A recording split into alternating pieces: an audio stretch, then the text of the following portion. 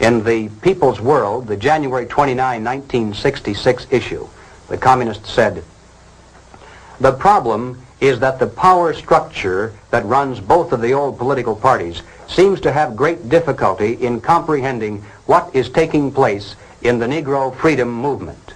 They don't know a revolution when they see one." And all I can say to that is amen. They sure don't.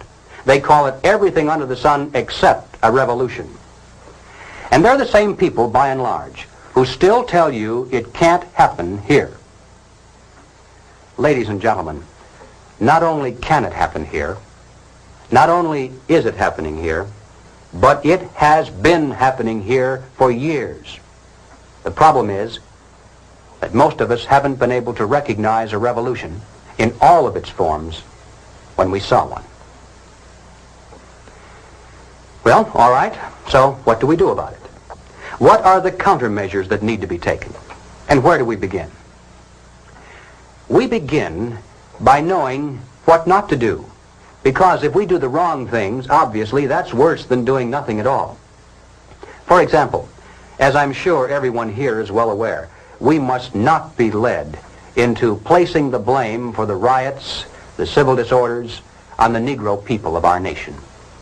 Even those few who are promoting hatred and violence in the black communities are not themselves the cause. They're merely being used by forces far bigger than they are to promote the violent phase of the revolution in America.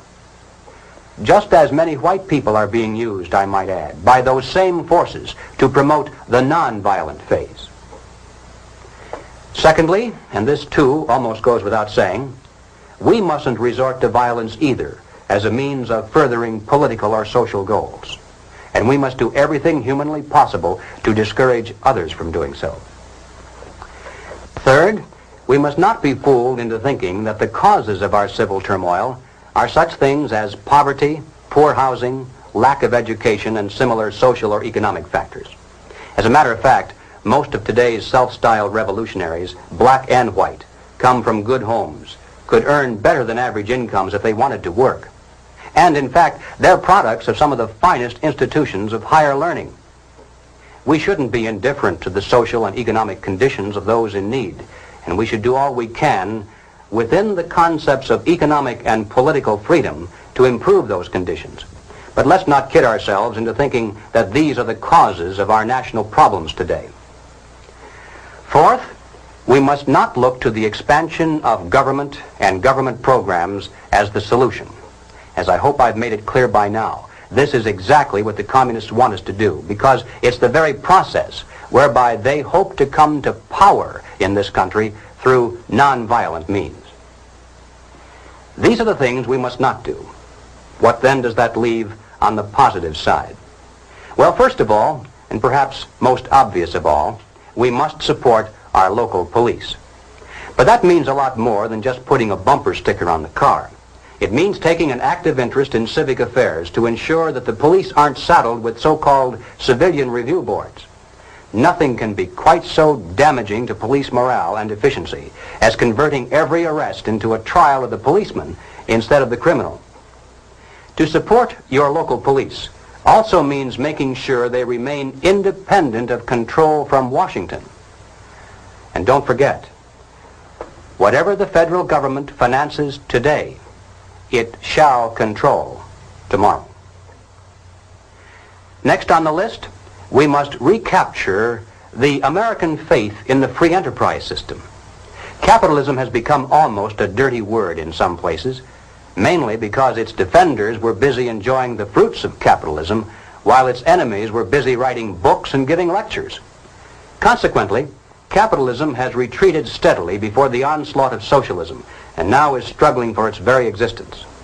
Young and old, we must become students again and study the theories of Madison and Jefferson, Bastiat and von Mises, just as intently as our enemies pursue the pages of Marx and Lenin, Galbraith and Keynes. Not only must we become grounded in theory, but we must become advocates and spokesmen as well. We must know what we stand for as well as what we oppose. Next, and this is probably the most difficult task of all, we must carry this message regarding the dual nature of communist revolution to our friends, our neighbors, our business associates, and everyone who will listen. Now, this is hard by and large because people don't want to hear it. It's bad news. It spoils, makes the parties possible. And that means accepting our personal responsibility to do everything we humanly can do to carry the truth about civil turmoil to every man, woman, and child in America. Now, ladies and gentlemen, none of these proposals will produce results, and nothing else you may suggest will do so either, unless and until we get right down to the heart of the problem, the life force of the revolution itself. We must discover the identity of those individuals, both above and below, who consciously are furthering the communist program for revolution, and then remove them from their positions of trust and leadership. Anything less than that will be totally futile, because we'll merely be running around trying to put out 1 or 2 fires over here, while they're busy setting 10 new ones over there. Now, of course, the minute you begin to think along these lines, you'll become the target of a whole barrage of attacks. You'll be called a witch hunter, a McCarthyite, a right-wing extremist, and other delicate phrases that are well designed to intimidate the average person into silence. If that doesn't work, then you'll be called a fascist, or at least a dictator, because supposedly you want to deny basic constitutional freedoms to a small group of Americans just because they happen to hold political views that are different from yours. How many times have you heard that? And you know, at first it sounds almost convincing. But the argument is a trap. And the bait inside that trap is the hidden assertion that the Communist Party is merely a political party. Now, if it were a political party and that's all, then of course we would have to grant them all the same constitutional rights and immunities as other loyal American citizens. But if the Communist Party is not a political party, if it is in fact a supranational organization dedicated to world conquest, if in addition to political means it also uses military means, economic means, propaganda means, bribery, blackmail, treason, murder, and any other means that suit its purposes, then its members are not political by nature, are not loyal to the United States, and have no legal or moral claim to constitutional liberties. There's no such thing as absolute freedom. For every liberty, an equal and opposite restraint is required. For example, in order for us to enjoy freedom of speech, it's necessary to deny others the freedom to come in here and break up this meeting.